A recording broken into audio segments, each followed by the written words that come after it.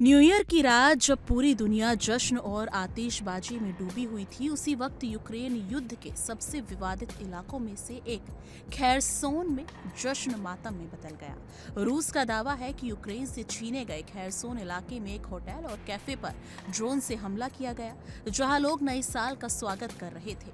अचानक हुए इस हमले में आग की लपटें उठने लगी, चारों तरफ चीख पुकार मच गई और रूस के मुताबिक इस हमले में 24 लोगों की मौत हो गई, जबकि करीब लगभग 50 लोग घायल बताए जा रहे हैं। मरने वालों में से एक बच्चे में शामिल होने का भी दावा किया जा रहा है।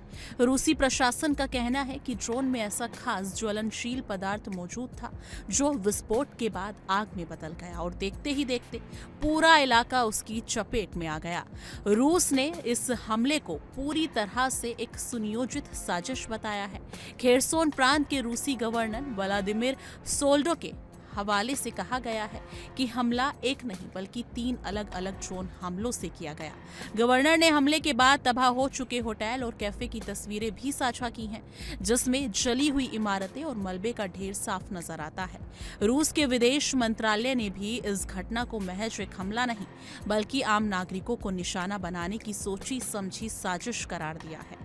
रूस का दावा है कि जिस समय हमला हुआ उस वक्त होटल और कैफे में बड़ी संख्या में लोग मौजूद थे जो न्यू ईयर सेलिब्रेशन में जुटे हुए थे और इसी वजह से जानमाल का नुकसान इतना ज्यादा हुआ।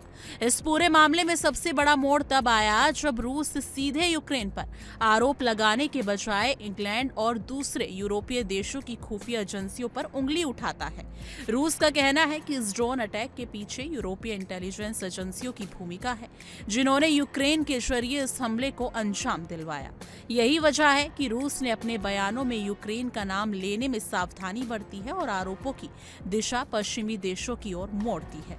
रूस का दावा है कि यह हमला सिर्फ सैन्य ठिकानों पर नहीं बल्कि आम नागरिकों में दहशत फैलाने के इरादे से किया गया था, ताकि नए साल की रात को ही बड़ा संदेश दिया जा सके। दरअसल रूस के दावों पर सवाल इसलिए भी उठ रहे हैं क्योंकि हाल ही में पुतिन के घर पर ड्रोन अटैक को लेकर किए गए रूसी आरोपों को अमेरिकी खुफिया एजेंसी CIA ने सिरे से खारिज कर दिया था।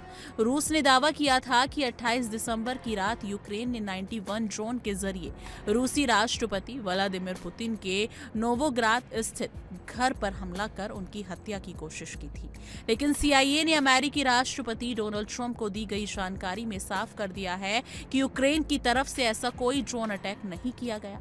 इस बयान के बाद रूस की विश्वसनीयता पर बड़ा झटका लगा और अंतर्राष्ट्रीय स्तर पर उसके कई दावों को संदेह की नजर से देखा जाने लगा।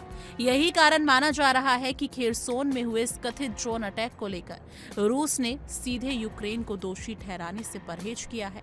हालांकि रूस ने हमले में मारे गए लोगों की संख्या और नुकसान की जानकारी साझा की है, लेकिन अब तक किसी भी स्वतंत्र अंतर्राष्ट्रीय एजेंसी ने इन दावों की पुष्टि नहीं की है।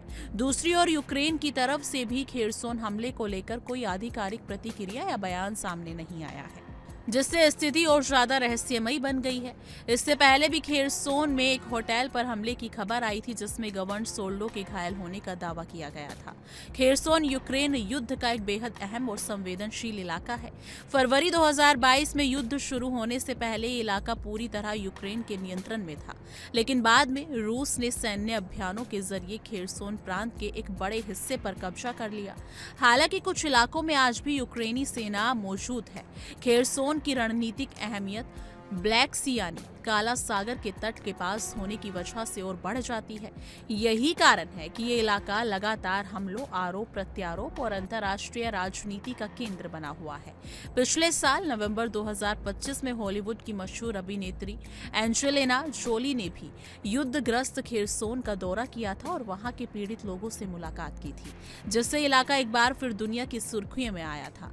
खेरसोन भी यूक्रेन के उन इलाकों में शामिल है जैसे दोनेत्स्क, लुहांस्क और ज़ैपोरिजिया, जहां रूसी सेना का दावा कि उनका नियंत्रण है, जबकि यूक्रेन इसे अपना क्षेत्र मानता है। ऐसे में न्यू ईयर की रात हुआ ये कथित ड्रोन अटैक न सिर्फ मानवीय त्रासदी बनकर सामने आया, बल्कि उसने रूस यूक्रेन युद्ध में नया विवाद और कई बड़े सवाल भी खड़े कर दिए हैं। क्या वाकई आम नागरिकों को निशाना बनाया गया, और अगर हाँ तो इसके पीछे किसकी साजिश है? इसका जवाब फिलहाल किसी के पास नहीं है, लेकिन आने वाले दिनों में ये काफी महत्वपूर्ण मुद्दा होने वाला है कि आने वाले दिनों में इस इस खबर पर और इस युद्ध को लेकर क्या कुछ होने वाला है, क्योंकि जिस हिसाब से पुतिन और ज़ेलेंस्की के स्टेटमेंट सामने आ रहे हैं तो उन सब से नजर आ रहा है कि युद्ध पर विराम नहीं लगने वाला है। लेकिन इन सब के बावजूद भी देखते हैं कि ट्रंप से बातचीत के बाद क्या कुछ मध्यस्थता के बाद इस पर डिसीजन निकलता है। लेकिन इस मुद्दे को लेकर आप क्या कुछ सोचते हैं, कमेंट सेक्शन में अपनी राय जरूर साझा कीजिएगा।